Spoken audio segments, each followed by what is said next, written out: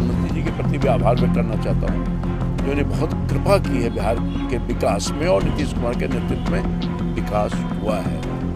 अब बिहार की जनता भी नहीं चाहती है कि वो यहाँ से पदमुक्त हो जाए। कार्यकर्ता ही बिहार की जनता, सारे लोग, सारे इन डिफरेंट पॉलिटिकल पार्टी के लोग भी नीतीश कुमार में आस्था व्यक्त करके रखा है। उनका जो कार्य था, जो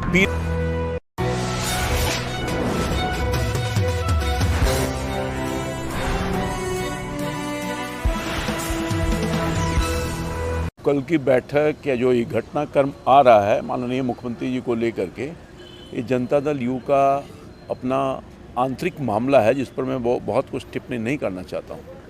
मगर ये बात तो सही है ना कि जो नीतीश कुमार जी ने काम किया पिछले 20-21 वर्षों में, वो काम तो अद्भुत हुआ। बिहार कहाँ था और बिहार को कहाँ से कहाँ ले गए वो। बिहार में न अमन था, न चैन था, न विकास था, लूट था, भ्रष्टाचार था, अत्याचार था, सब कुछ तो था, अपहरण था। इसी की खेती तो चल रही थी बिहार में नीतीश कुमार जी के पहले, और सबसे पहले आकर के उन्होंने अमन, चैन, शांति बहाल किया। और बिहार की जो छवि बिल्कुल खराब सी हो गई थी, लोग आने में डरते थे बिहार में, उससे भय मुक्त करने का काम किया और विकास का काम अद्भुत किया।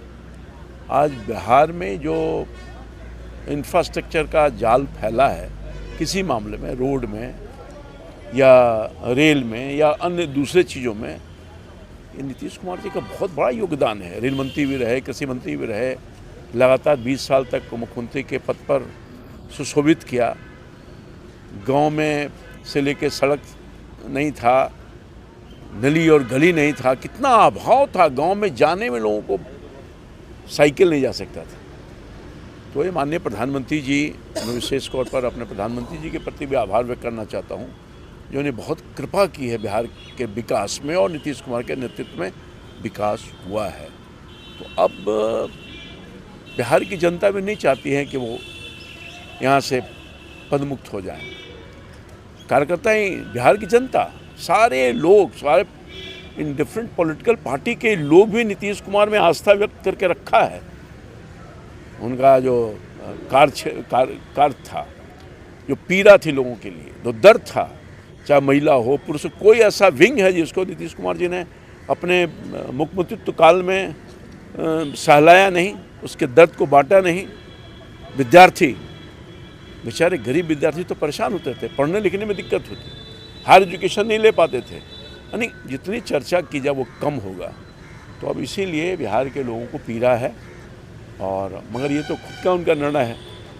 कहीं से कोई दबाव नहीं, ये बातें आ रही है, दबाव कुछ तरह का कई आरोप आ रहा है, मगर बिल्कुल उनका नीतीश कुमार आज तक दबाव में काम नहीं किया है।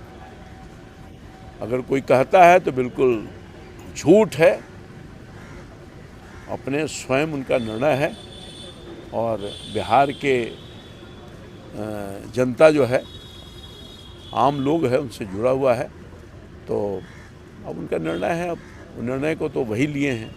निशांत कुमार को लेकर के भी जनता दल यूनाइटेड ने क्लियर कर दिया कि 8 तारीख को वो सदस्यता ले सकते हैं। जनता दल यूनाइटेड की आप कैसे देखें? उनका स्वागत है। निशांत पढ़े लिखे लोग हैं, इंजीनियर हैं, और वो अगर राजनीति में आएंगे, शालीन हैं, उनका व्यक्तित्व बहुत ही अच्छा है और नॉन कॉन्ट्रोवर्शियल रहे हैं। कभी राजनीति में होता है ना कि बड़े बड़े जो नेता के बेटा भाग जाता है, ये तो मुख्यमंत्री रहे हैं, कभी कोई देखा?